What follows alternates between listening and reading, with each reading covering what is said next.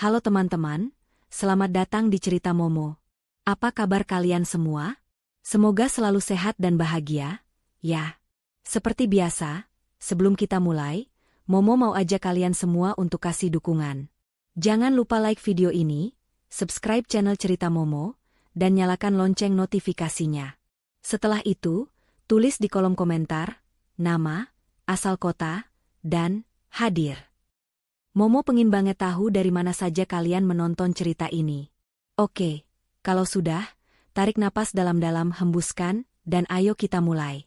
Kali ini Momo mau berbagi kisah yang menyentuh hati, tentang pengorbanan, pengkhianatan, dan pelajaran berharga. Ada satu kejadian yang paling menyakitkan, saat mertua saya membentak dan mengejek di depan saya. Beliau berkata, "Kau tak akan sebaik iparmu." Saya berdiri dan membalas dengan tegas. "Kalau begitu katakan pada dia untuk membayar semua tagihan. Aku tak akan mengirim uang lagi." Saat itu, saya tidak tahu bahwa kata-kata saya akan mengungkap rahasia yang disimpan rapat-rapat. Judulnya, mertuaku bentak dan mengejekku. Padahal aku yang biayai semuanya. Siap-siap, karena cerita ini penuh kejutan. Selamat mendengarkan. Namaku Anin, seorang menantu yang hidupnya didedikasikan untuk mengabdi pada keluarga suami. Aku tidak pernah meminta balasan, cukup melihat mereka bahagia. Mungkin, itulah kesalahan terbesarku. Aku lupa bahwa di mata sebagian orang, kebaikan tanpa batas justru dianggap sebagai kelemahan. Sejak menikah dengan suamiku, Doni, aku sudah tahu kalau keluarga mertua tidak seberuntung kami. Rumah mereka adalah satu-satunya aset berharga, tapi cicilannya masih berjalan selama bertahun-tahun. Mertuaku, Ibu Surti, dan Bapak Hadi, adalah orang-orang yang sederhana. Mereka tidak punya penghasilan tetap. Ipar perempuanku, Maya, juga baru menikah dan suaminya, Aris, punya pekerjaan yang pas-pasan. Aku dan Doni, di sisi lain, punya pekerjaan yang cukup menjanjikan. Aku seorang manajer di sebuah perusahaan ekspor-impor, sementara Doni punya bisnis kecil-kecilan yang terus berkembang. Kehidupan kami memang lebih mapan, dan itu membuatku merasa harus membantu. Setiap bulan, setelah gajian, aku selalu duduk dengan Doni untuk menghitung pengeluaran. Setelah semua kebutuhan kami terpenuhi, sisa uangnya selalu kami sisihkan untuk keluarga mertua. Awalnya, kami langsung mentransfer uang ke rekening mertua. Namun, mereka sering kesulitan mengelola uang itu. Terkadang, uangnya habis untuk kebutuhan mendesak lainnya, dan cicilan rumah justru terlantar. "Anin, mendingan uangnya kamu titip saja ke Maya," usul Doni suatu sore. "Dia kan lebih teliti soal keuangan. Lagian, rumah mereka dekat, jadi lebih gampang kalau mau bayar cicilan langsung ke bank." Aku setuju. Ide itu terdengar logis. Lagi pula, Maya adalah iparku, saudari suamiku. Aku sangat percaya padanya. Selama ini, dia selalu bersikap ramah dan manis.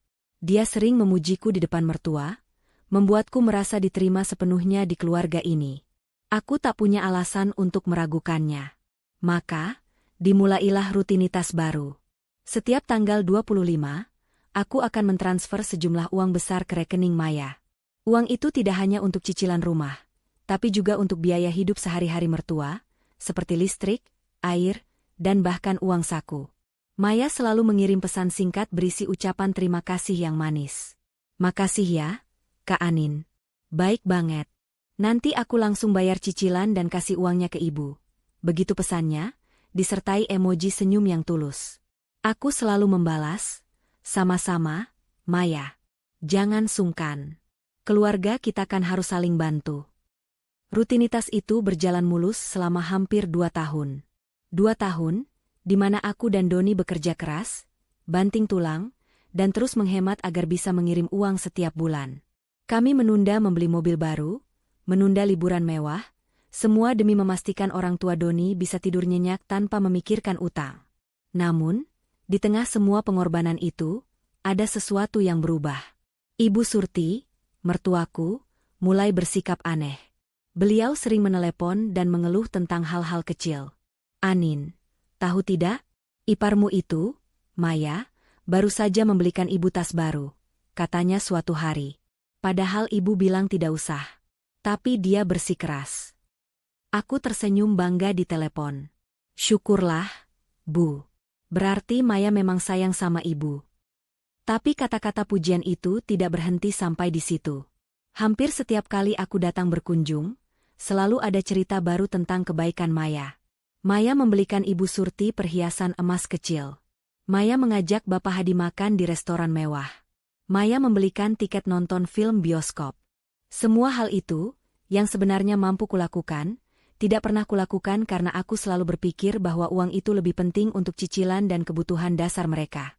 Kamu itu harusnya belajar dari Maya, Nin, kata Ibu Surti suatu sore, saat aku sedang membantu membereskan dapur. Kamu itu sudah menikah dengan Doni, sudah mapan, tapi jarang memberikan hadiah ke ibu. Hati kecilku sakit. Aku tidak pernah menganggap apa yang kulakukan sebagai sebuah hadiah. Itu adalah tanggung jawab, sebuah kewajiban. Aku tidak pernah mau mengungkit-ungkit, karena bagiku, membantu keluarga suami adalah hal yang wajar. Tapi mendengarnya disamakan dengan hadiah kecil yang dibelikan Maya, rasanya semua pengorbananku tidak ada artinya. Aku hanya tersenyum getir. Iya, Bu. Nanti saya coba. Ibu Surti tidak berhenti di situ. Di depan sanak saudara yang lain, beliau sering membanding-bandingkan.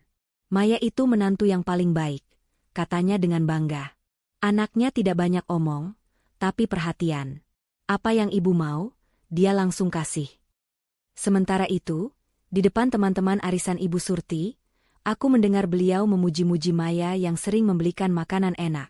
Aku mendengar beliau membanding-bandingkan cara berpakaianku yang sederhana dengan Maya yang selalu modis dan memakai tas-tas bermerek. Aku tahu tas-tas itu tidak mahal, tapi tetap saja, itu membuatku merasa kecil. Aku tidak tahu apa yang sedang terjadi. Kenapa Maya yang selalu terlihat biasa saja, sekarang mendadak bisa membelikan banyak hal? Aku dan Doni sering berdiskusi. Apa mungkin suaminya dapat pekerjaan baru? Tanya Doni. Mungkin, jawabku. Kita doakan saja mereka sukses. Kami tidak pernah mau berpikiran negatif. Kami menganggap itu adalah berkah untuk ipar dan suaminya. Toh, mereka masih terlihat baik-baik saja dan tetap ramah pada kami. Maya bahkan sesekali mengajakku jalan-jalan dan berbelanja.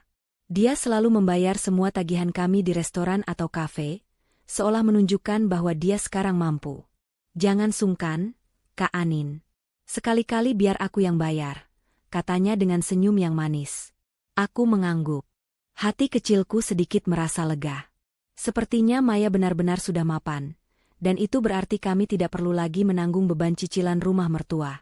Aku berencana untuk membicarakan ini dengan Doni, tapi ia selalu meyakinkan bahwa tidak ada salahnya tetap membantu, setidaknya sampai utang itu benar-benar lunas. Kasihan orang tua. Kita bantu saja, Nin. Mereka kan sudah tua, kata Doni lembut. Aku pun menurut. Aku melanjutkan rutinitas mengirim uang ke Maya setiap bulannya. Namun, sikap mertuaku tidak berubah. Perbandingan itu semakin menjadi-jadi. Tuh lihat, iparmu itu kalau diajak jalan-jalan gak pernah mikir uang. Dia itu gak pelit, sindir Ibu Surti suatu hari. Aku terdiam. Dadaku sesak. Selama ini, aku menahan diri untuk tidak membalas. Aku selalu berpikir, namanya juga orang tua, mungkin mereka belum mengerti. Tapi setiap sindiran itu, seperti jarum yang menusuk, membuatku merasa lelah. Puncaknya terjadi pada suatu hari yang tak akan pernah kulupakan. Hari itu, aku dan Doni datang ke rumah mertua untuk makan siang. Suasana awalnya baik-baik saja. Kami mengobrol, bercanda, dan tertawa. Sampai akhirnya, entah bagaimana, topik obrolan beralih ke masa depan. Bapak Hadi, ayah mertuaku, berbicara tentang bagaimana beliau khawatir jika suatu saat nanti cicilan rumah tidak bisa lunas. Bapak khawatir, kalau nanti tiba-tiba cicilannya macet. Gimana ya, Don? Tanya Bapak Hadi pada Doni dengan nada cemas. Doni tersenyum menenangkan. Tenang, Pak, kan ada Anin. Dia selalu rutin kirim uang. Pasti lunas, kok. Saat itu, wajah Ibu Surti yang tadinya tersenyum langsung berubah masam. Beliau menatapku dengan tajam, seolah tidak percaya dengan apa yang Doni katakan. Jangan percaya omongan Doni, Bapak, kata Ibu Surti dengan suara dingin. Anin itu? Beliau berhenti sejenak, menatapku, kemudian melanjutkan dengan nada mengejek yang membuatku tercengang, kau tak akan sebaik iparmu. Kata-kata itu seperti pukulan telak. Semua pengorbanan yang kubuat, semua uang yang kukirim, semua usahaku untuk menyenangkan mereka, semuanya luluh lantak hanya dengan satu kalimat. Di mata mertuaku, aku bukanlah menantu yang berbakti. Aku hanyalah menantu yang lebih rendah dari ipar. Amarah yang selama ini kupendam, tiba-tiba meledak. Aku tidak tahu dari mana datangnya keberanian itu. Tapi aku tidak bisa lagi menahannya.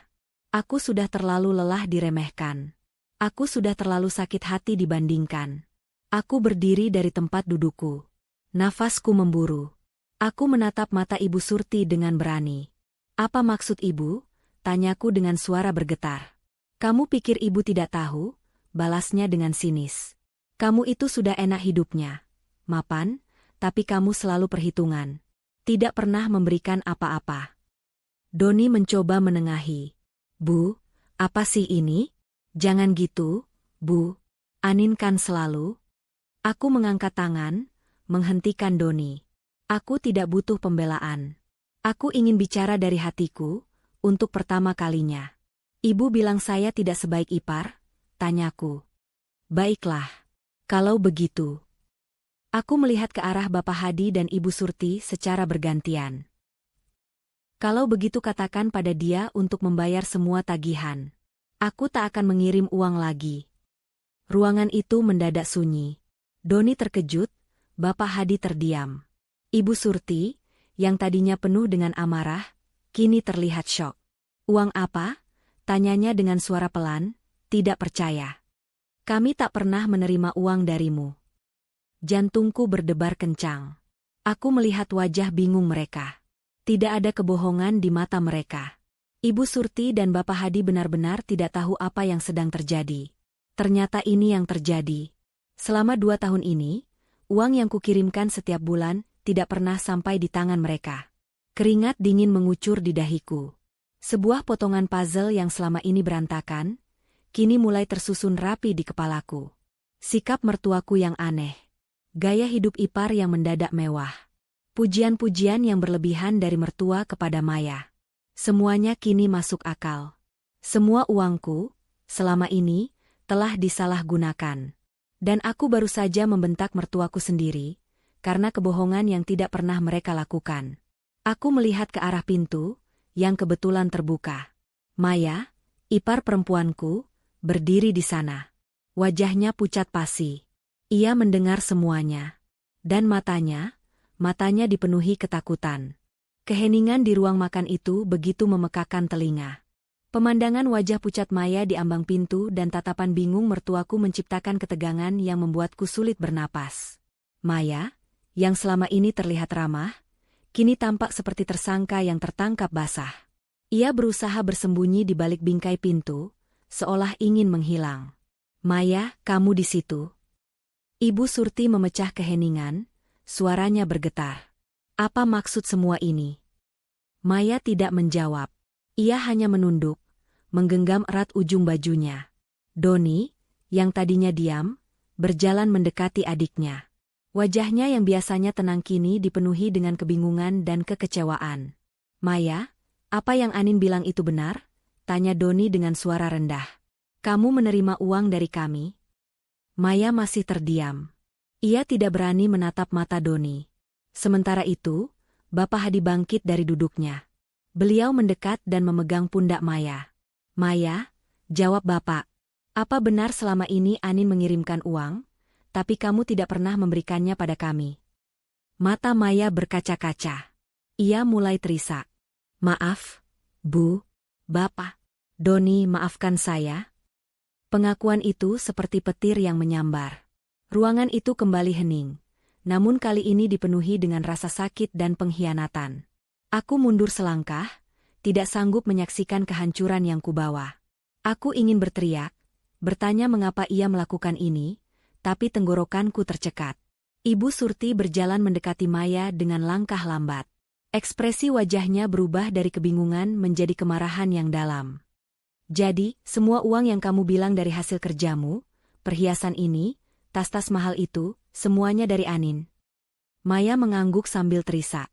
Maaf, Bu, saya hanya ingin Ibu bangga pada saya.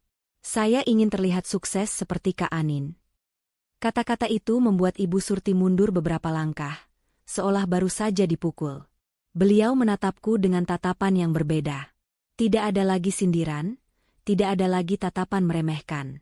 Yang ada hanyalah penyesalan mendalam. Aku berjalan menuju Ibu Surti. Aku tidak lagi merasa marah, hanya sedih. Bu, selama ini, setiap kali Ibu membandingkan saya dengan Maya, setiap kali Ibu bilang saya tidak sebaik dia, itu sangat menyakitkan. Saya tidak pernah ingin mengungkit kebaikan saya, karena saya menganggap ini tanggung jawab saya sebagai menantu. Saya hanya ingin melihat Ibu dan Bapak bahagia. Tangis Ibu Surti pecah. Beliau memelukku erat. Maafkan Ibu, Anin. Ibu tidak tahu. Ibu pikir kamu tidak pernah perhatian. Ibu pikir Maya benar-benar berbakti. Ibu bodoh. Doni juga mendekat, memelukku dan Ibu Surti. Sudah, Bu. Yang penting sekarang semuanya sudah jelas. Namun, masalahnya tidak hanya sampai di situ.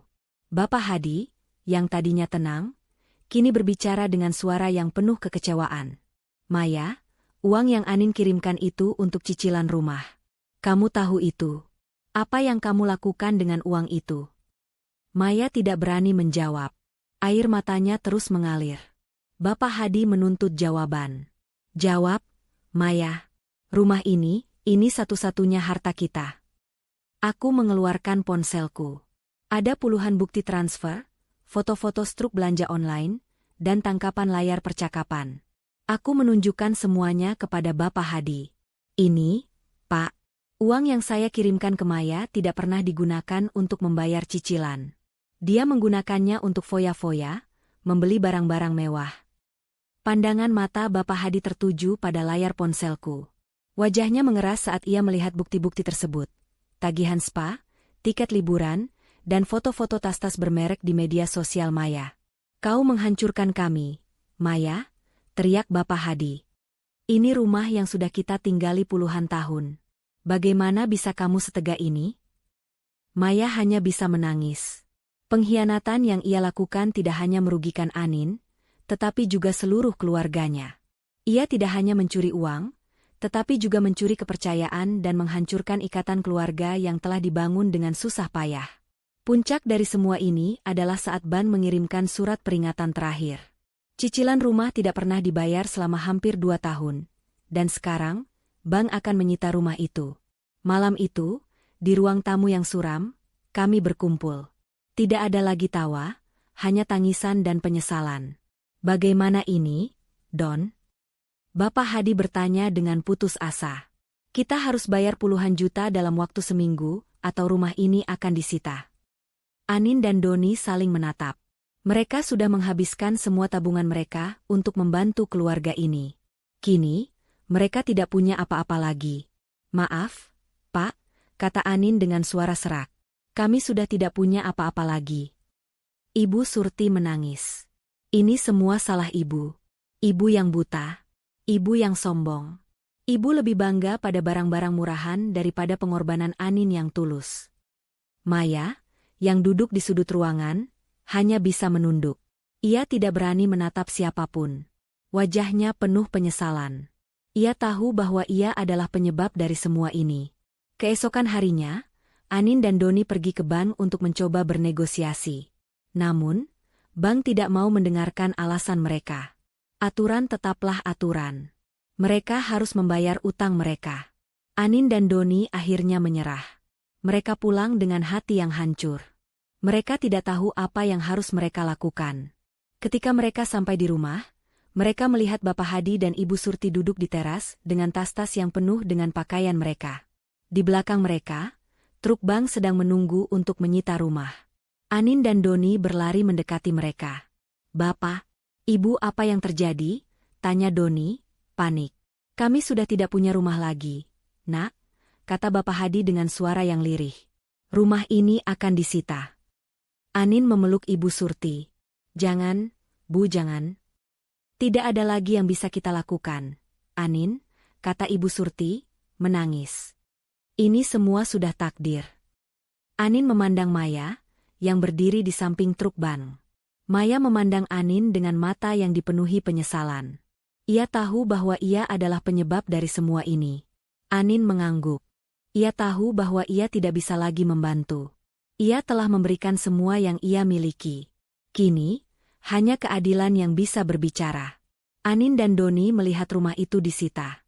Mereka melihat semua barang-barang berharga mereka diambil. Mereka melihat orang tua mereka menangis. Malam itu, mereka kembali ke rumah mereka dengan hati yang hancur. Mereka tidak tahu apa yang harus mereka lakukan. Namun, di tengah semua keputusasaan, Anin memiliki ide. Ia tahu bahwa ia tidak bisa mendapatkan uang mereka kembali, tapi ia bisa mendapatkan keadilan. Ia tahu bahwa ia harus melakukan sesuatu. Keesokan harinya, ia menelepon seorang pengacara. Saya ingin menuntut ipar saya atas penggelapan uang, katanya. Pengacara itu mendengarkan ceritanya. Bukti apa yang Anda miliki? Tanyanya. Semua bukti transfer, semua bukti belanja, semua bukti percakapan, jawab Anin. Semuanya ada di ponsel saya.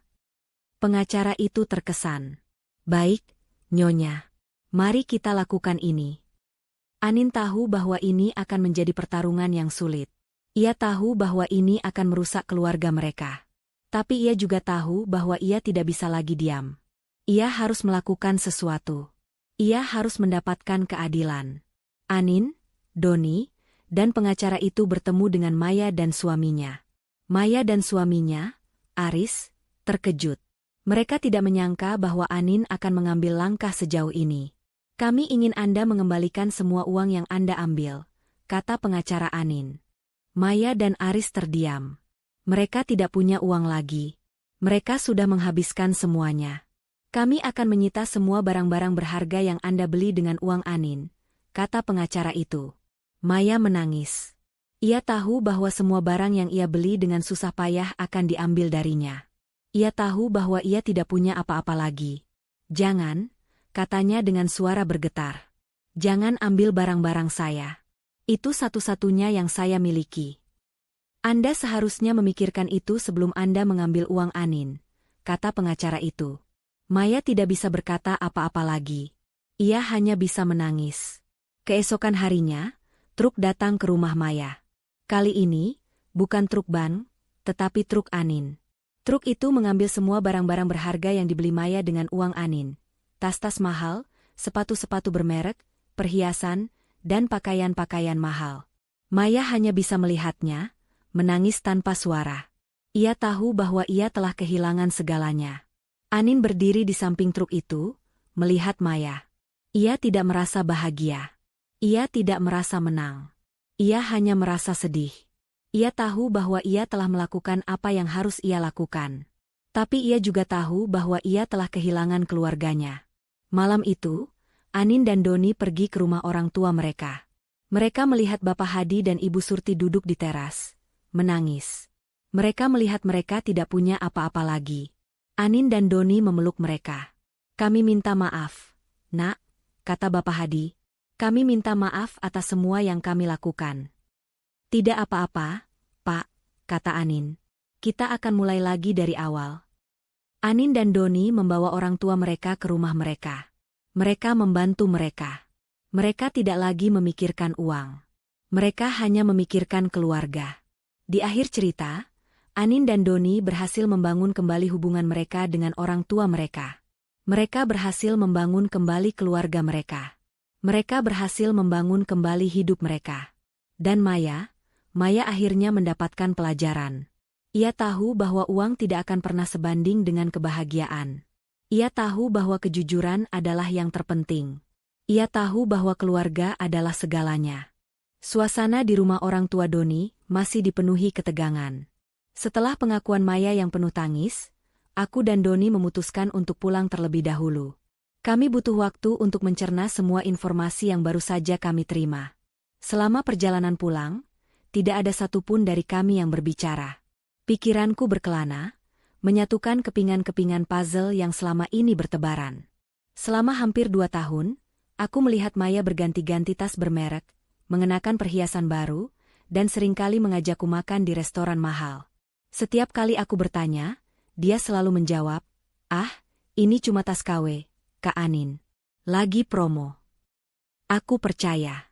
Aku tidak pernah berpikir lebih jauh, karena aku tidak pernah curiga bahwa uang itu berasal dari jerih payahku sendiri. Aku juga ingat bagaimana Maya sering memamerkan tiket liburan ke Bali atau ke tempat-tempat lain. Dia selalu bilang itu adalah hadiah dari suaminya, Aris. Aku dan Doni ikut senang. Kami menganggap mereka beruntung. Sekarang, aku sadar bahwa setiap foto yang diunggah Maya di media sosial, setiap postingan yang ia buat, adalah sebuah kebohongan yang dibangun di atas pengkhianatannya. Tiba di rumah, Doni langsung duduk di sofa, wajahnya tertunduk. Ia terlihat sangat kecewa. Aku duduk di sebelahnya dan memegang tangannya. "Don, aku tahu ini berat, tapi kita harus tetap tenang." "Bagaimana aku bisa tenang, Anin?" katanya, matanya memerah. "Adikku sendiri, yang selama ini aku lindungi, ternyata tega melakukan ini pada kita. Dan juga pada bapak dan ibu." "Aku tahu. Tapi kita tidak bisa berlama-lama larut dalam kesedihan. Kita harus memikirkan jalan keluar," jawabku. "Tentu saja, aku tidak tahu apa yang harus kami lakukan. Uang yang kami berikan bukan nominal yang kecil. Itu adalah tabungan 2 tahun yang kami sisihkan. Kami menunda membeli mobil baru. Kami menunda liburan. Semua demi keluarga.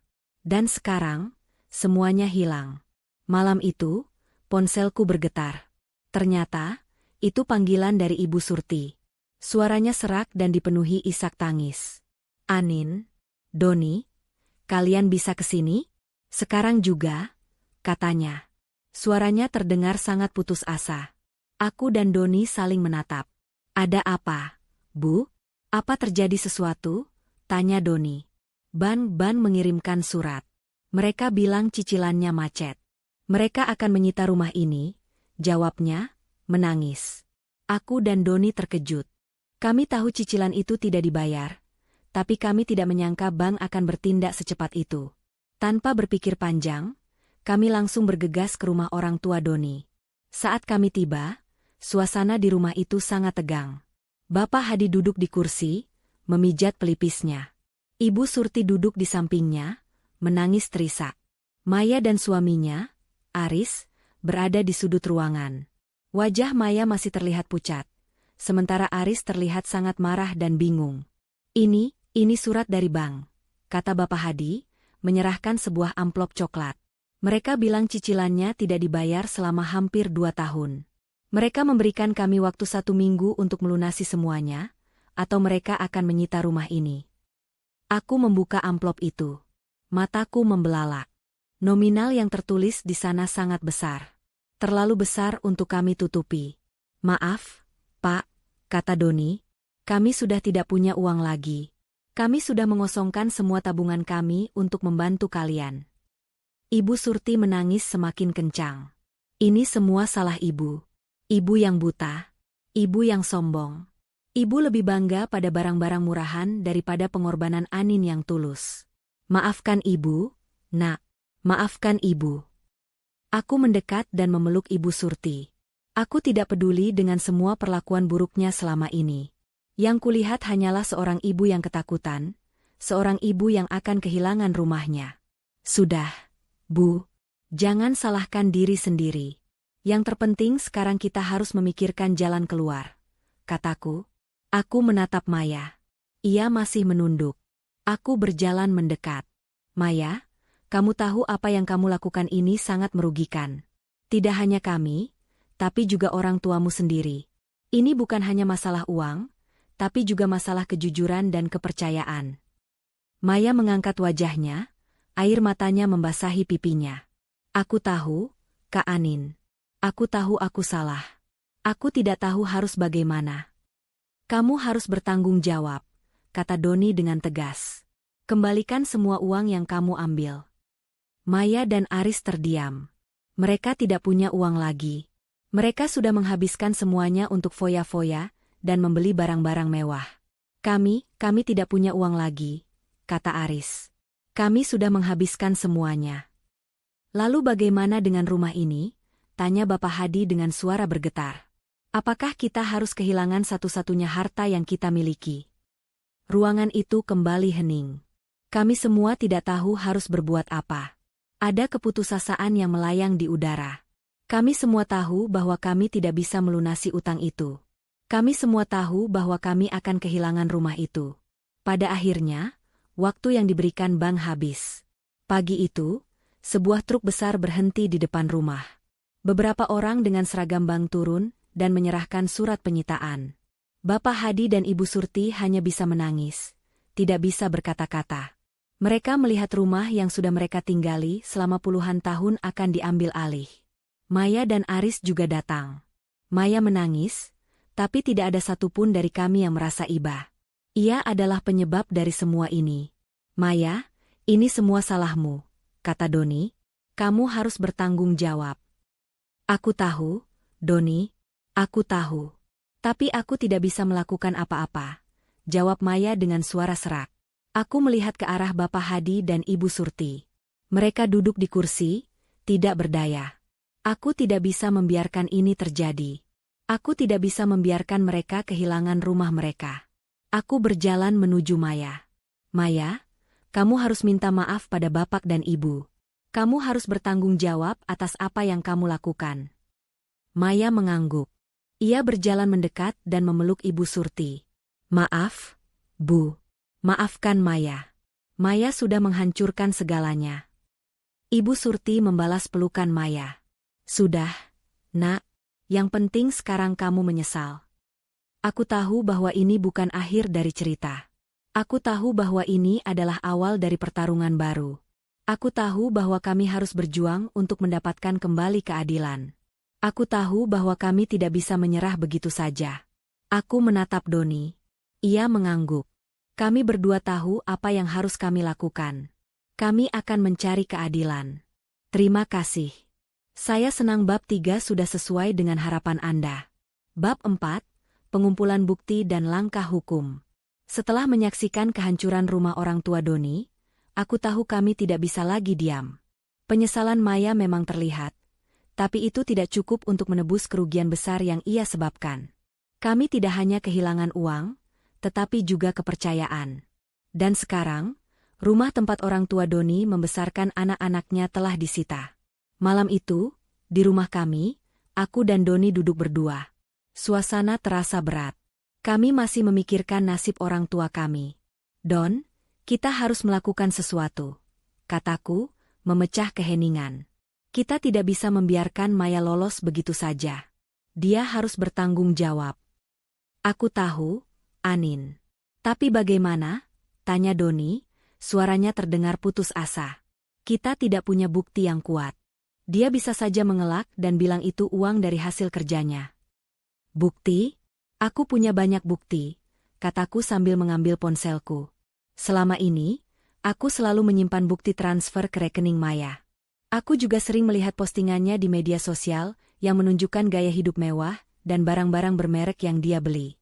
Semua bukti itu bisa kita gunakan di pengadilan. Doni terdiam, matanya menatapku dengan tatapan tak percaya. Kamu serius? Kamu ingin membawa ini ke pengadilan? Melawan adikku sendiri? Aku tidak punya pilihan, Don. Ini bukan hanya tentang uang, tapi juga tentang keadilan. Kita harus memperjuangkan hak kita. Kita harus memastikan Maya mendapatkan pelajaran dari perbuatannya, kataku dengan tegas. Doni menghela napas panjang. Aku tidak tahu, Anin. Ini akan menghancurkan keluarga kita. Keluarga kita sudah hancur, Don, kataku, suaraku bergetar. Maya yang menghancurkannya. Dia tidak hanya mengkhianati kita, tapi juga mengkhianati orang tuanya sendiri. Dia harus bertanggung jawab. Doni akhirnya mengangguk. Baiklah. Aku setuju. Mari kita lakukan ini. Keesokan harinya, kami pergi ke kantor pengacara. Kami menceritakan semuanya. Dari awal kami membantu keluarga Doni hingga pengkhianatan Maya. Pengacara itu mendengarkan dengan seksama. Setelah mendengar cerita kami, ia meminta semua bukti yang kami miliki. Aku menunjukkan bukti transfer, tangkapan layar percakapan, dan foto-foto di media sosial Maya. Pengacara itu terkesan. Bukti-bukti ini sangat kuat, Nyonya Anin, katanya. Kita bisa menuntut Maya atas penggelapan uang dan penipuan. Kita juga bisa meminta ganti rugi atas semua kerugian yang Anda alami. Aku dan Doni saling menatap. Jadi, kita bisa mendapatkan uang kita kembali? Tanya Doni. Kita bisa meminta ganti rugi, tapi kita tidak bisa memastikan apakah kita akan mendapatkan semua uang kita kembali, jawab pengacara itu. Ini akan menjadi pertarungan yang panjang dan sulit. Kami siap, kataku dengan tegas. Kami akan melakukan apapun yang diperlukan untuk mendapatkan keadilan. Setelah itu, pengacara mulai menyusun gugatan. Kami memberikan semua informasi yang ia butuhkan, termasuk nama lengkap Maya, suaminya, dan rekening bank yang ia gunakan. 1 minggu kemudian, gugatan itu sudah siap. Pengacara kami mengirimkan surat panggilan kepada Maya dan Aris. Mereka terkejut. Mereka tidak menyangka bahwa kami akan mengambil langkah sejauh ini. Mereka menelepon Doni, meminta untuk bertemu. Don, tolong jangan lakukan ini, kata Maya, suaranya dipenuhi tangis. Kita bisa selesaikan ini secara kekeluargaan. Kekeluargaan? Tanya Doni dengan nada sinis. Kamu pikir apa yang kamu lakukan itu masih bisa disebut kekeluargaan? Kamu sudah menghancurkan segalanya, Maya. Maya menangis. Aku tahu, Don.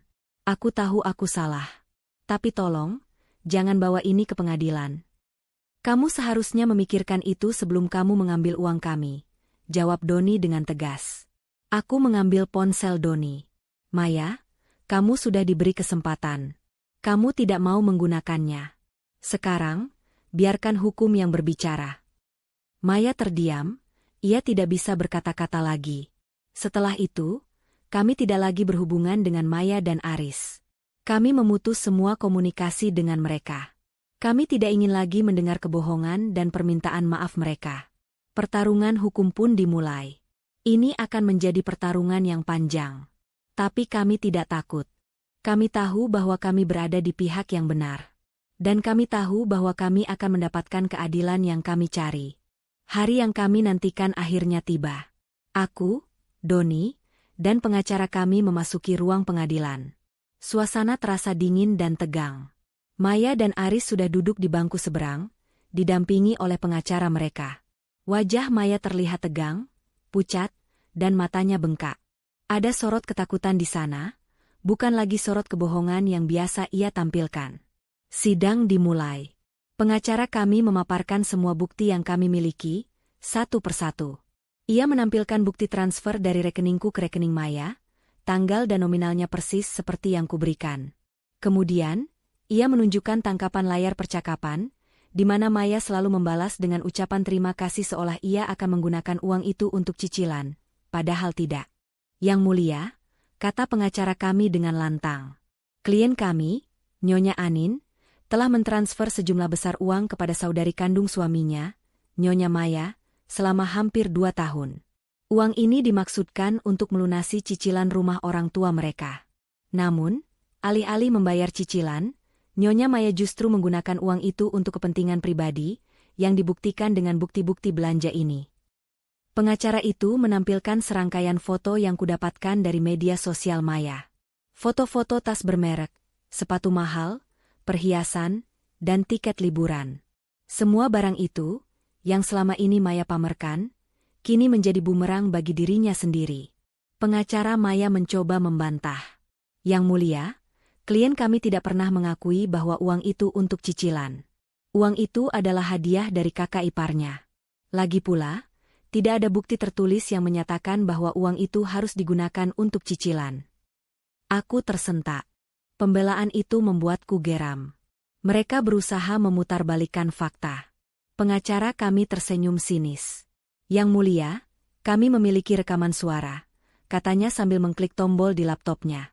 Sebuah rekaman suara diputar, itu adalah rekaman percakapan antara aku dan Maya beberapa bulan yang lalu.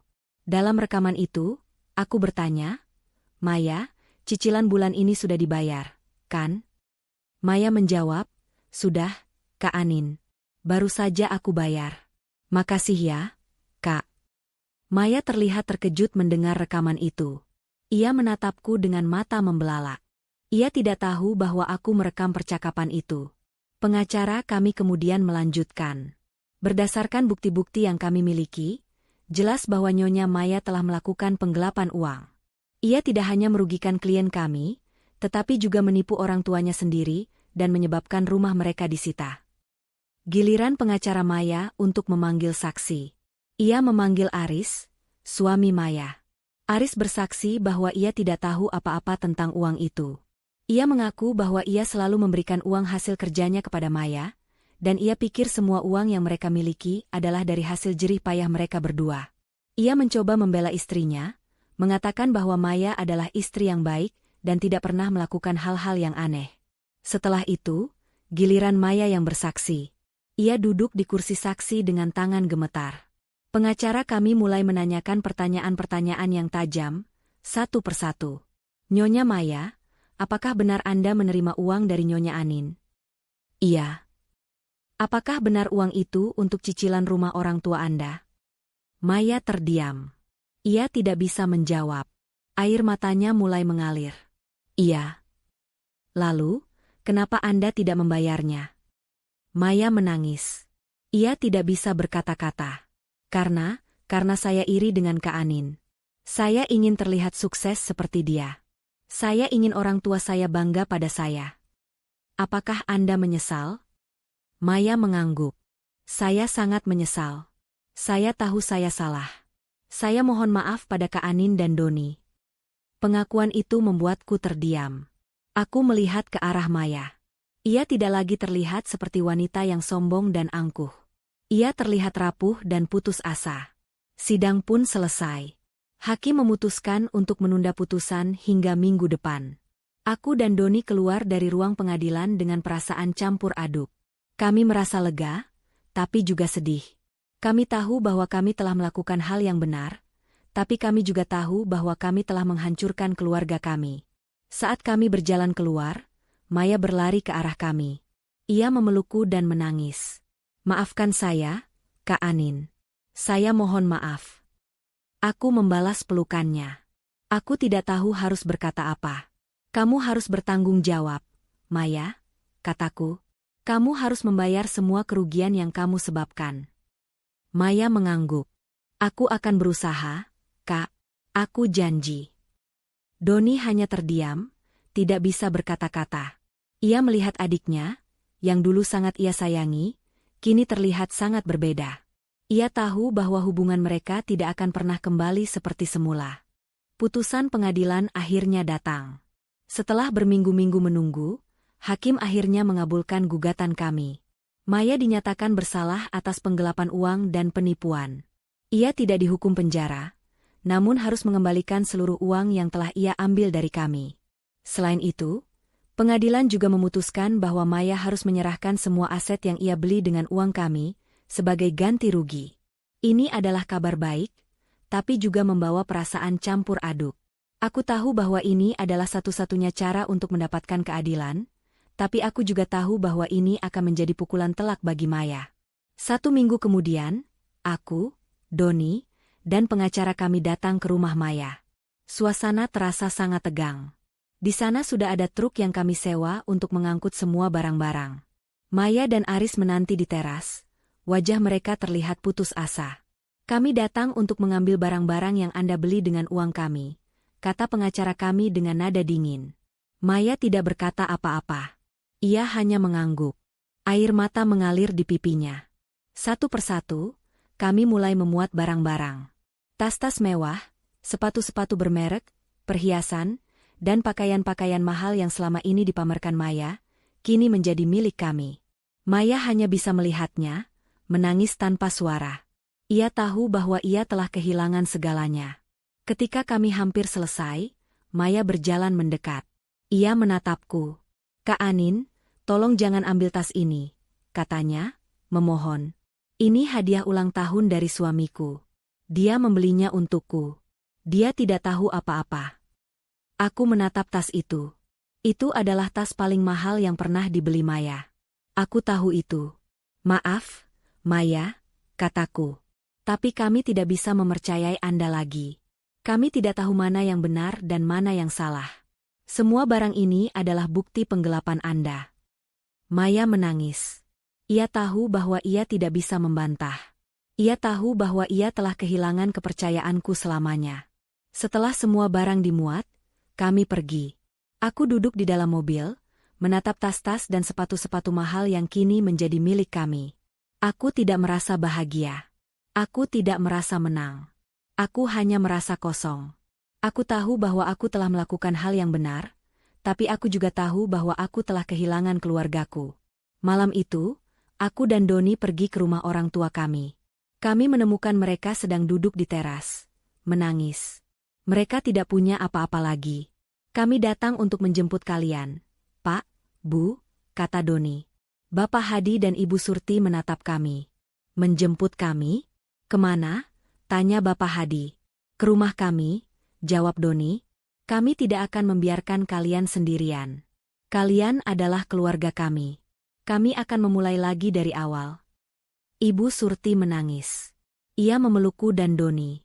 Maafkan kami, Nak. Maafkan kami atas semua yang kami lakukan. Kami menyesal. Sudah, Bu. Yang terpenting sekarang kita bisa bersama, kataku. Aku dan Doni membawa orang tua kami ke rumah kami. Kami membantu mereka untuk kembali menata hidup. Kami tidak lagi memikirkan uang. Kami hanya memikirkan keluarga. Setelah beberapa minggu, Ibu Surti dan Bapak Hadi perlahan-lahan mulai pulih. Mereka mulai membantu di rumah, dan mereka mulai tersenyum lagi. Aku tahu bahwa mereka tidak akan pernah melupakan apa yang terjadi, tapi aku juga tahu bahwa mereka akan bangkit. Satu sore, saat aku sedang duduk di teras, Ibu Surti datang menghampiriku. Anin, Ibu ingin bicara, katanya. Ada apa, Bu? Tanyaku. Ibu ingin minta maaf sekali lagi, katanya, air mata mengalir di pipinya. Ibu tahu bahwa Ibu telah berbuat salah. Ibu telah menyakiti kamu. Ibu telah meremehkan pengorbanan kamu. Aku memeluknya. Sudah, Bu, tidak apa-apa. Saya sudah memaafkan Ibu. Ibu ingin meminta maaf juga atas apa yang terjadi pada Maya, katanya. Ibu tahu bahwa dia sudah berbuat salah, tapi Ibu tidak bisa menahan diri untuk tidak memikirkannya. Ibu khawatir tentang dia. Saya tahu, Bu, kataku. Tapi Maya harus belajar dari kesalahannya. Dia harus bertanggung jawab atas apa yang dia lakukan. Saya tidak bisa membiarkannya lolos begitu saja. Ibu Surti mengangguk. Ibu tahu. Tapi Ibu berharap suatu hari nanti, kalian bisa kembali berbaikan. Aku terdiam. Aku tidak tahu apakah itu akan terjadi. Tapi aku tahu bahwa aku akan mencoba. Aku tahu bahwa aku tidak akan pernah melupakan apa yang terjadi. Tapi aku juga tahu bahwa aku harus memaafkan. Setelah beberapa minggu berlalu, kehidupan di rumahku kembali menemukan ritme barunya. Kehadiran Ibu Surti dan Bapak Hadi, meskipun awalnya terasa canggung, perlahan mengisi kekosongan. Doni yang tadinya pendiam, kini lebih sering tersenyum melihat orang tuanya. Ada rasa lega yang terpancar dari wajah mereka, seolah beban berat yang selama ini mereka pikul akhirnya terangkat.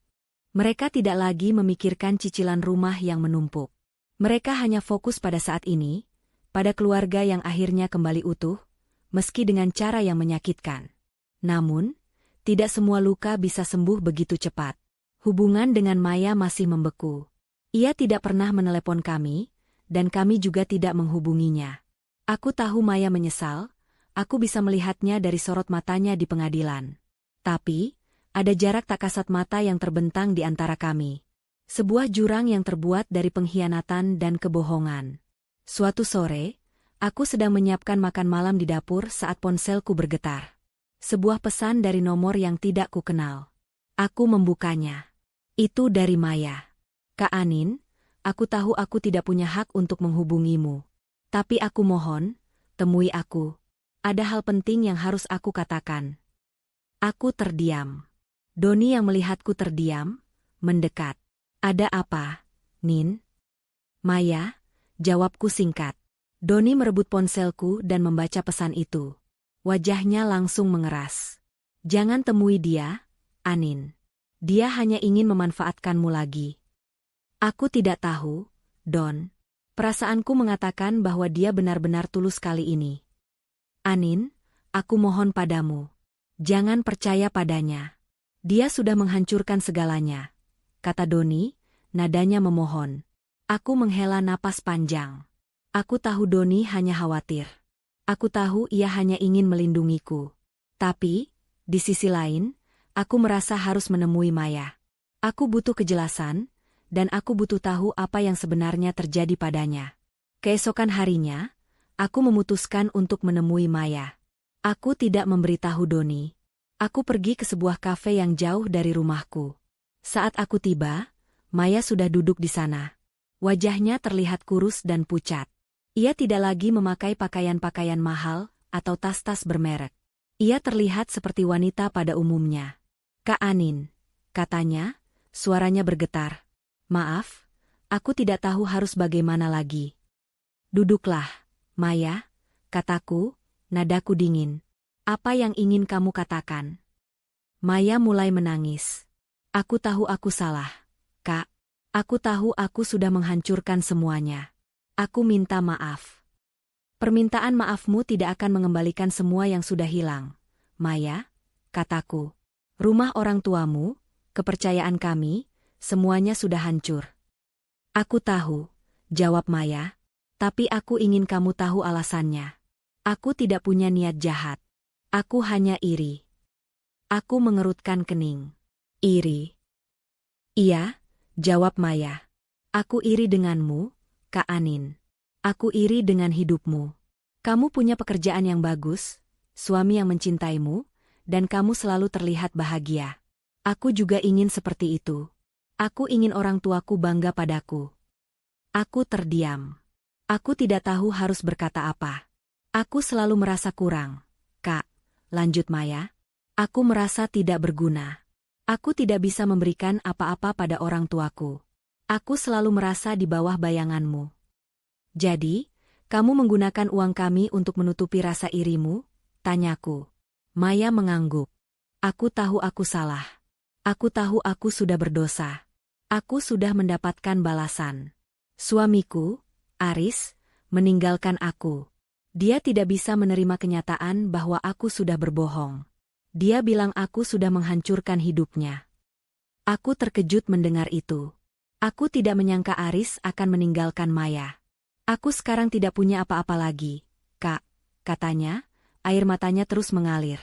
"Aku tidak punya suami, tidak punya pekerjaan, dan tidak punya uang. Aku sendirian." Aku menatap Maya. Ia tidak lagi terlihat seperti wanita yang sombong dan angkuh. Ia terlihat rapuh dan putus asa. "Aku tidak bisa membantumu, Maya," kataku. "Aku sudah melakukan semua yang aku bisa. Aku sudah memberikan semua yang aku miliki. Sekarang, kamu harus bertanggung jawab atas apa yang kamu lakukan." Maya mengangguk. "Aku tahu. Tapi aku hanya ingin kamu tahu, Kak. Aku menyesal. Aku sangat menyesal." Setelah itu, kami tidak lagi berbicara. Aku berdiri, meninggalkan kafe itu. Aku tidak tahu apakah aku harus merasa sedih atau marah. Tapi yang pasti, aku merasa ada sesuatu yang hancur di dalam diriku. Saat aku tiba di rumah, Doni langsung menghampiriku. "Kamu baik-baik saja, Anin?" tanyanya. Aku mengangguk. "Aku baik-baik saja." Apa yang dia katakan? Aku menceritakan semuanya, tentang bagaimana Maya menyesal dan bagaimana suaminya meninggalkannya. Doni terdiam, tidak bisa berkata-kata. "Don, aku tidak tahu apakah ini benar atau salah," kataku, "tapi aku merasa harus memaafkan Maya." Doni menatapku dengan mata membelalak. "Memaafkannya? Setelah semua yang dia lakukan?" "Aku tahu, Don. Tapi aku tidak ingin hidup dengan kebencian. Aku tidak ingin membiarkan kebencian menghancurkan hidupku." Doni menghela napas panjang. "Aku tidak tahu, Anin. Aku tidak yakin aku bisa melakukannya. Aku tahu ini sulit," kataku, "tapi kita harus mencoba. Kita harus memaafkan. Kita harus melepaskan. Kita harus melanjutkan hidup." Doni memelukku erat. "Aku akan mencoba, Anin. Aku akan mencoba. Aku tahu bahwa ini akan menjadi perjalanan yang panjang. Tapi aku juga tahu bahwa kami tidak akan pernah menyerah. Kami akan berjuang untuk mendapatkan kebahagiaan kami kembali. Beberapa bulan berlalu sejak pertemuan terakhirku dengan Maya. Hidupku kembali normal. Aku dan Doni sibuk dengan pekerjaan kami, dan kami juga menghabiskan banyak waktu dengan Bapak Hadi dan Ibu Surti. Mereka perlahan-lahan mulai pulih dari trauma kehilangan rumah mereka. Mereka tidak lagi menangis. Mereka mulai tertawa lagi. Aku tahu bahwa mereka tidak akan pernah melupakan apa yang terjadi, tapi aku juga tahu bahwa mereka akan bangkit. Hubunganku dengan Ibu Surti semakin membaik. Ia tidak lagi membandingkan aku dengan Maya. Ia selalu memuji masakanku, caraku membersihkan rumah, dan caraku merawat Doni. Aku tahu itu adalah caranya untuk meminta maaf, untuk menebus kesalahannya. Aku memeluknya setiap kali ia memujiku, dan aku tahu bahwa kami telah berdamai. Namun, di tengah semua kebahagiaan itu, ada satu hal yang masih mengganjal di hatiku, Maya. Aku tidak pernah mendengar kabarnya lagi. Aku tahu bahwa ia sekarang sendirian. Suaminya telah meninggalkannya, dan ia tidak punya pekerjaan. Aku tahu bahwa ia sedang melalui masa-masa sulit, dan aku merasa iba. Suatu sore, saat aku sedang duduk di teras, Ibu Surti datang menghampiriku. Anin, Ibu ingin bicara, katanya. Ada apa, Bu? Tanyaku. Ibu ingin meminta maaf juga atas apa yang terjadi pada Maya. Katanya, air mata mengalir di pipinya. Ibu tahu bahwa dia sudah berbuat salah, tapi Ibu tidak bisa menahan diri untuk tidak memikirkannya. Ibu khawatir tentang dia. Saya tahu, Bu, kataku. Tapi Maya harus belajar dari kesalahannya. Dia harus bertanggung jawab atas apa yang dia lakukan. Saya tidak bisa membiarkannya lolos begitu saja. Ibu Surti mengangguk. Ibu tahu. Tapi Ibu berharap suatu hari nanti, kalian bisa kembali berbaikan. Aku terdiam. Aku tidak tahu apakah itu akan terjadi. Tapi aku tahu bahwa aku akan mencoba. Aku tahu bahwa aku tidak akan pernah melupakan apa yang terjadi. Tapi aku juga tahu bahwa aku harus memaafkan. Beberapa hari kemudian, aku mengambil keputusan. Aku akan mencari Maya. Aku akan mencoba untuk memperbaiki hubungan kami. Aku tidak tahu apakah itu akan berhasil, tapi aku harus mencoba. Aku mencari informasi tentang Maya dari teman-temanku. Aku menemukan bahwa ia sekarang tinggal di sebuah apartemen kecil. Aku memutuskan untuk mengunjunginya. Saat aku tiba di apartemen itu, aku melihat Maya sedang duduk di teras. Wajahnya terlihat pucat dan kurus. Ia tidak lagi memakai pakaian-pakaian mahal atau tas-tas bermerek. Ia terlihat seperti wanita pada umumnya. Maya? Tanyaku. Maya terkejut. Ia menatapku dengan mata membelalak. Kak Anin, kenapa kamu di sini? Aku ingin bicara denganmu, kataku. Maya mengangguk. Ia mempersilakan aku masuk. Apartemennya terlihat sangat sederhana. Tidak ada barang-barang mewah di sana. Hanya ada beberapa perabotan yang ia miliki. Aku tahu kamu marah padaku, katanya, tapi aku ingin kamu tahu, Kak, aku menyesal. Aku tahu, Maya, kataku. Aku tahu kamu menyesal. Tapi permintaan maafmu tidak akan mengembalikan semua yang sudah hilang. Aku tahu, jawab Maya, tapi aku ingin kamu tahu, Kak. Aku tidak punya niat jahat. Aku hanya iri. Aku mengerutkan kening. Iri? Iya, jawab Maya. Aku iri denganmu, Kak Anin. Aku iri dengan hidupmu. Kamu punya pekerjaan yang bagus, suami yang mencintaimu, dan kamu selalu terlihat bahagia. Aku juga ingin seperti itu. Aku ingin orang tuaku bangga padaku. Aku terdiam. Aku tidak tahu harus berkata apa. Aku selalu merasa kurang, Kak, lanjut Maya. Aku merasa tidak berguna. Aku tidak bisa memberikan apa-apa pada orang tuaku. Aku selalu merasa di bawah bayanganmu. Jadi, kamu menggunakan uang kami untuk menutupi rasa irimu? Tanyaku. Maya mengangguk. Aku tahu aku salah. Aku tahu aku sudah berdosa. Aku sudah mendapatkan balasan. Suamiku, Aris, meninggalkan aku. Dia tidak bisa menerima kenyataan bahwa aku sudah berbohong. Dia bilang aku sudah menghancurkan hidupnya.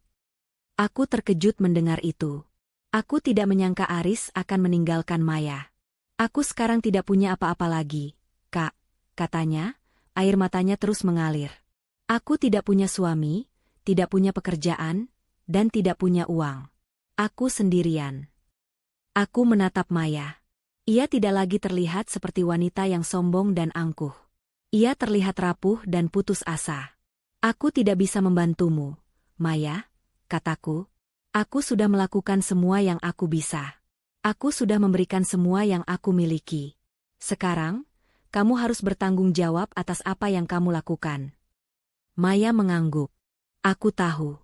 Tapi aku hanya ingin kamu tahu. Kak, aku menyesal. Aku sangat menyesal. Aku berdiri. Aku harus pergi, kataku. Aku harap kamu bisa bangkit. Aku harap kamu bisa memulai lagi. Setelah itu, aku tidak lagi berbicara. Aku meninggalkan apartemen itu. Aku tidak tahu apakah aku harus merasa sedih atau marah. Tapi yang pasti, aku merasa ada sesuatu yang hancur di dalam diriku. Saat aku tiba di rumah, Doni langsung menghampiriku. Kamu baik-baik saja, Anin? Tanyanya. Aku mengangguk. Aku baik-baik saja.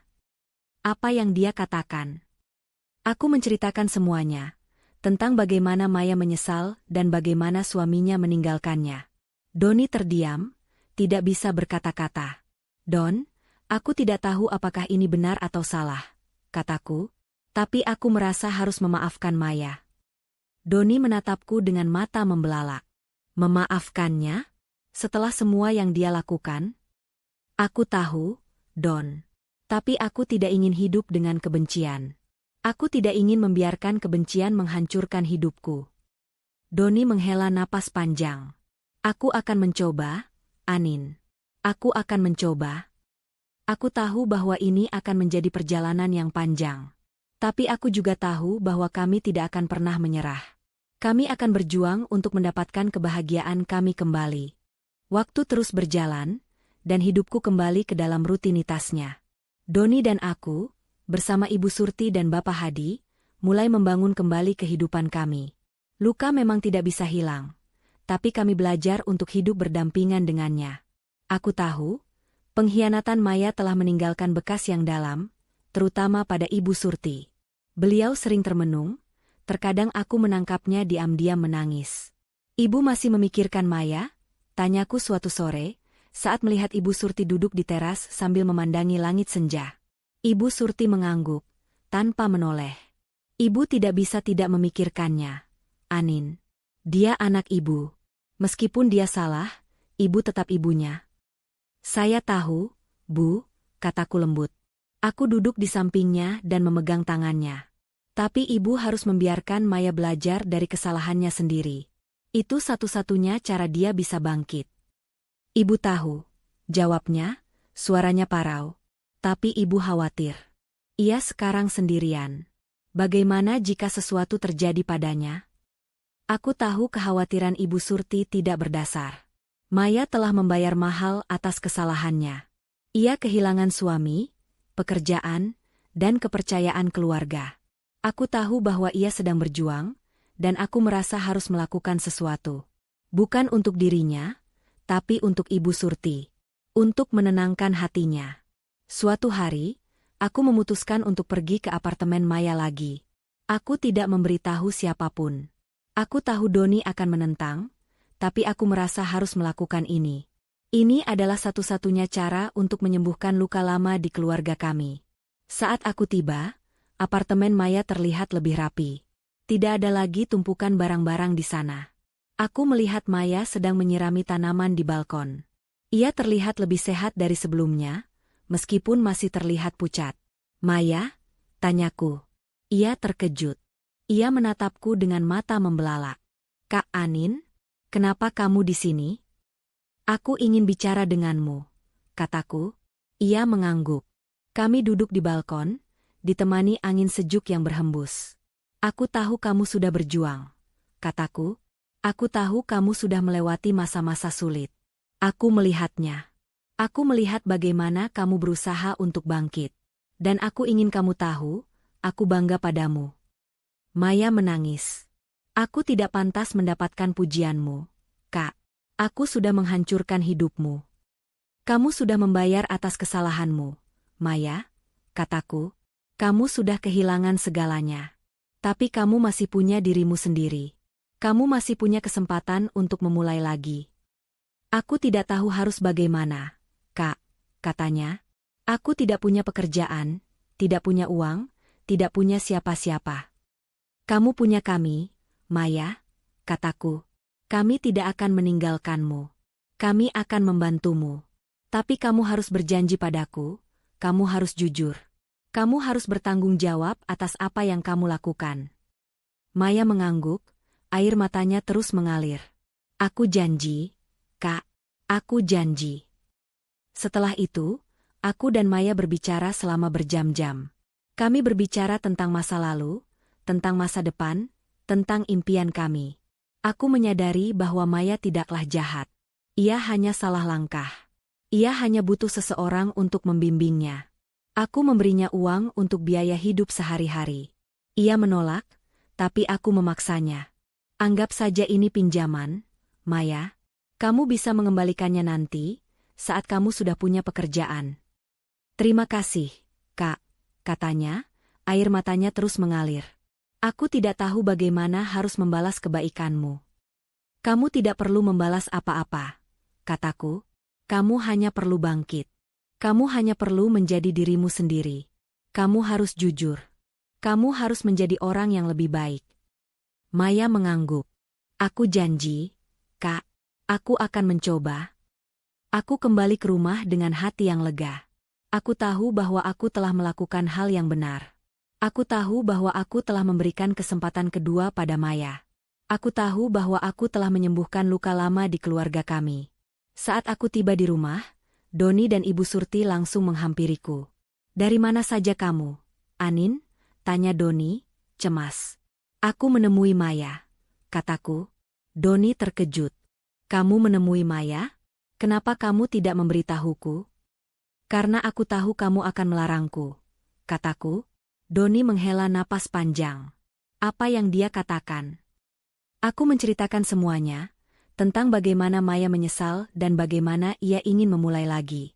Aku juga menceritakan bagaimana aku memberikan uang padanya. Doni terdiam, tidak bisa berkata-kata. Don, aku tidak tahu apakah ini benar atau salah, kataku. Tapi aku merasa harus memaafkan Maya. Aku tidak ingin hidup dengan kebencian. Aku tidak ingin membiarkan kebencian menghancurkan hidupku. Doni memelukku erat. Kamu memang luar biasa, Anin. Aku sangat bangga padamu. Ibu Surti menangis. Ia memelukku. Terima kasih, Anin. Terima kasih karena sudah memberikan kesempatan kedua pada Maya. Terima kasih karena sudah menyembuhkan luka di keluarga kita. Aku tersenyum. Sudah, Bu. Yang terpenting sekarang kita bisa bersama. Aku tahu bahwa ini akan menjadi perjalanan yang panjang. Tapi aku juga tahu bahwa kami tidak akan pernah menyerah. Kami akan berjuang untuk mendapatkan kebahagiaan kami kembali. Waktu terus bergulir, dan bulan-bulan berikutnya menjadi bukti nyata akan kekuatan maaf dan kesempatan kedua. Maya, yang dulu penuh kesombongan dan kebohongan, kini berubah total. Ia bekerja di sebuah kafe sederhana, memulai hidupnya dari nol. Ia tidak lagi mengejar barang-barang mewah. Ia hanya fokus pada pekerjaan dan tabungannya. Setiap akhir pekan, ia datang ke rumah kami, membawa kue atau makanan kecil untuk Ibu Surti dan Bapak Hadi. Pertemuan-pertemuan itu tidak lagi dipenuhi ketegangan. Mereka berbicara tentang hal-hal sederhana, tentang pekerjaan Maya, tentang kesehatan Ibu Surti dan Bapak Hadi, dan tentang masa depan. Maya tidak pernah mengungkit masa lalu. Ia hanya ingin memperbaiki semuanya. Suatu sore, saat kami sedang berkumpul, Maya menatapku dengan mata berkaca-kaca. Kak Anin, aku ingin berterima kasih, katanya. Terima kasih karena sudah memberiku kesempatan kedua. Terima kasih karena sudah memaafkanku. Tanpamu, aku tidak tahu akan jadi apa. Aku tersenyum. Kamu tidak perlu berterima kasih, Maya. Kamu yang berjuang. Kamu yang bangkit. Aku hanya membantumu. Maya menggelengkan kepalanya. Tidak, Kak. Kamu yang membimbingku. Kamu yang menunjukkan padaku bahwa kejujuran itu lebih berharga dari segalanya. Kamu yang menunjukkan padaku bahwa keluarga itu lebih penting dari harta. Aku tahu bahwa kata-kata itu tulus. Aku tahu bahwa Maya sudah mendapatkan pelajaran berharga dari semua ini. Beberapa tahun kemudian, hidup kami kembali normal. Aku dan Doni masih bekerja keras, tapi kami tidak lagi menghemat. Kami membeli mobil baru. Kami pergi berlibur. Kami juga membantu orang tua kami, tapi kali ini, kami langsung memberikan uangnya pada mereka. Kami tidak lagi mempercayakan uang kami pada orang lain. Maya juga berhasil membangun kembali hidupnya. Ia berhasil membeli sebuah rumah kecil, dan ia juga bertemu dengan seorang pria yang baik dan jujur. Mereka menikah dan hidup bahagia. Kami tidak akan pernah melupakan apa yang terjadi. Kami tidak akan pernah melupakan pengkhianatan Maya. Tapi kami juga tidak akan pernah melupakan bagaimana kami berhasil bangkit dari semua itu. Kami belajar bahwa kejujuran adalah yang terpenting. Kami belajar bahwa keluarga itu adalah segalanya. Kami belajar bahwa cinta dan pengampunan itu lebih berharga dari harta. Dan akhirnya, kami menemukan kebahagiaan kami kembali. Setia dan berkorban untuk orang yang kita sayangi adalah hal mulia, tapi jangan pernah buta akan kebenaran. Kepercayaan harus dibangun di atas kejujuran dan komunikasi yang terbuka, bukan hanya niat baik. Kisah ini mengajarkan kita bahwa kejujuran itu lebih berharga dari harta. Kebohongan yang ditutupi oleh kemewahan pada akhirnya akan hancur dan membawa kehancuran yang lebih besar. Memaafkan adalah kunci kedamaian. Meskipun sulit, melepaskan dendam akan membebaskan hati kita dari rasa sakit. Namun, memaafkan bukan berarti melupakan. Kita tetap harus belajar dari kesalahan untuk melindungi diri di masa depan. Keadilan akan selalu menemukan jalannya.